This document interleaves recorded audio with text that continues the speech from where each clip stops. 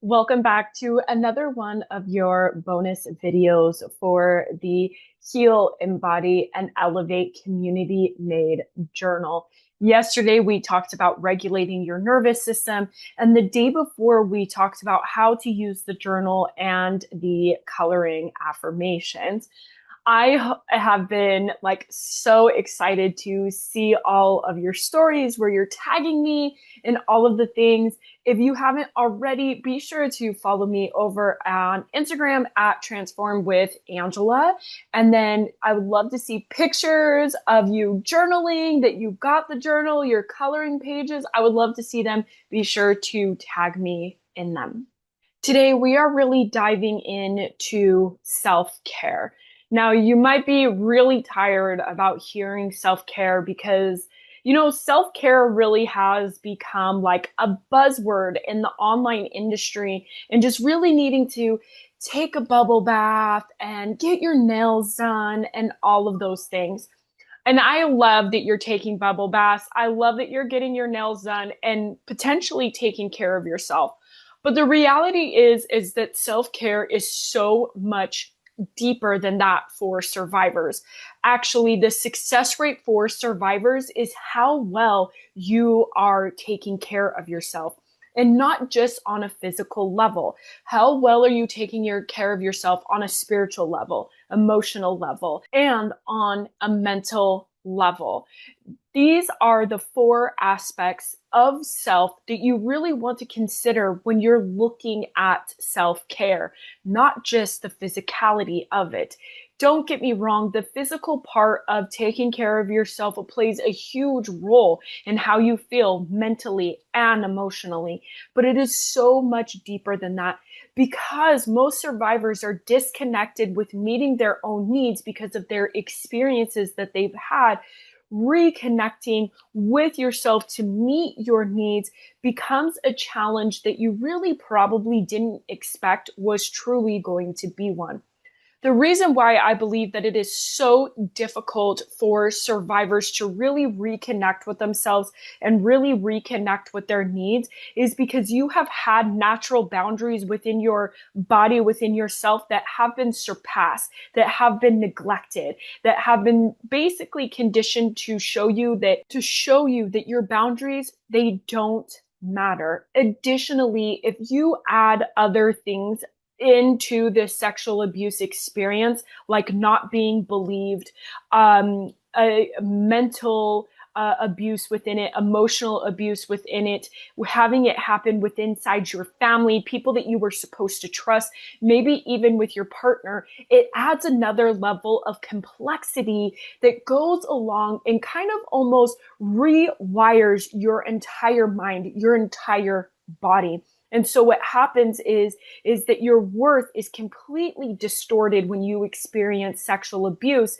And now, because that worth is distorted, you struggle to meet your own needs because you're also disconnected from what your needs actually are because you've been taught to give them up no matter what because they don't matter to other people and therefore they shouldn't matter to you.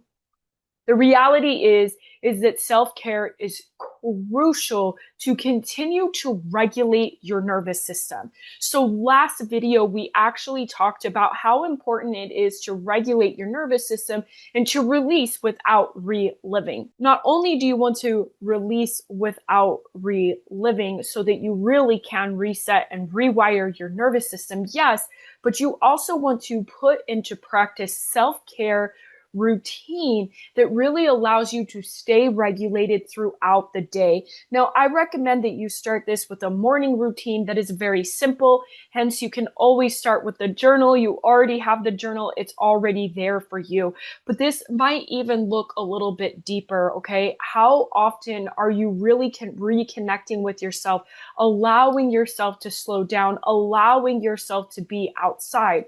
If you really struggle with overthinking, if you really struggle with second guessing every single decisions that you make, a lot of this has to do with not allowing yourself to slow down and be connected to who you really are. Now, as a survivor, I get it. Trying to figure out who you are after abuse is really complex, and you really have to figure out who you are as this woman with this experience. And so there's a lot of depth, there's a lot of dynamics that goes into that. The beautiful part of this is that you really get to create who you are now as this woman with this experience. You can be the purpose driven woman. You can be the mom that is patient, loving, and understanding.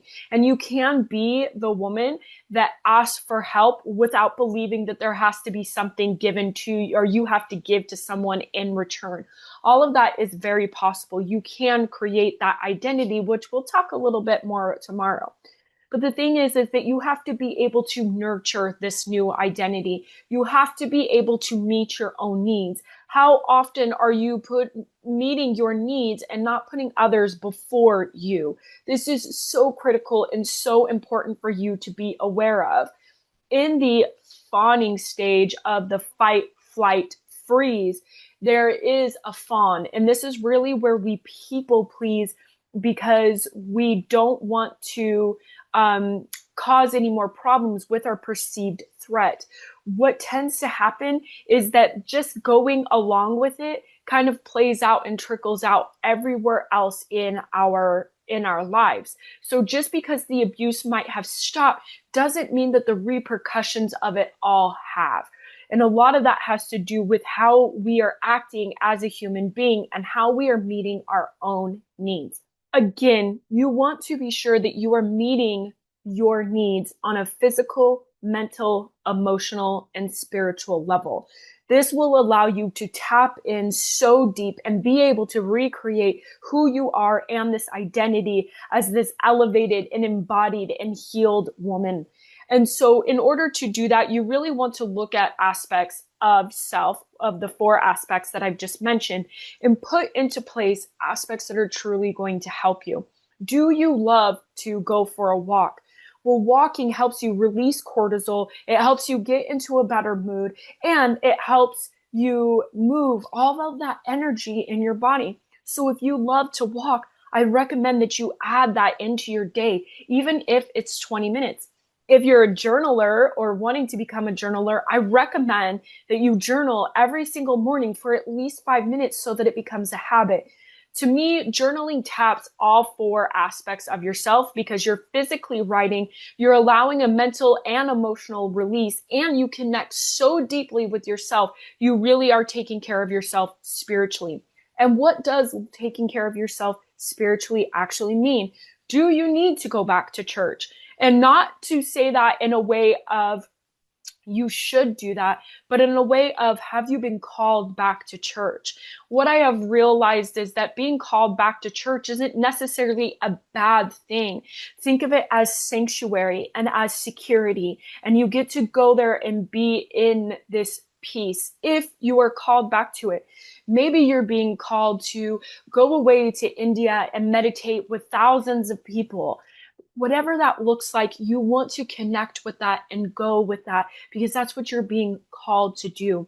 Following these things that you need in your life is allowing you to rebuild that trust, but also connect back to your own needs. Now, again, I want you to take bubble baths. If you want to take a bubble bath, yes, take that bubble bath. Being in water is so healing in itself. And keeping promises to yourself is the most critical piece about this self-care. The more and more that you're keeping your promises with these small, subtle things that you've been wanting to do, the more that you trust yourself, the more that you know that you have your own back. And as a survivor of sexual abuse, this self-trust gets completely distorted. And it is unfortunate, but one of the hardest things to rebuild after trauma is self-trust. And this is going to be one of those pieces to getting you there, to becoming healed, to becoming embodied and becoming elevated. All right, in the next video, we're going to talk about identity shift and come into this elevation. I cannot wait to see you there.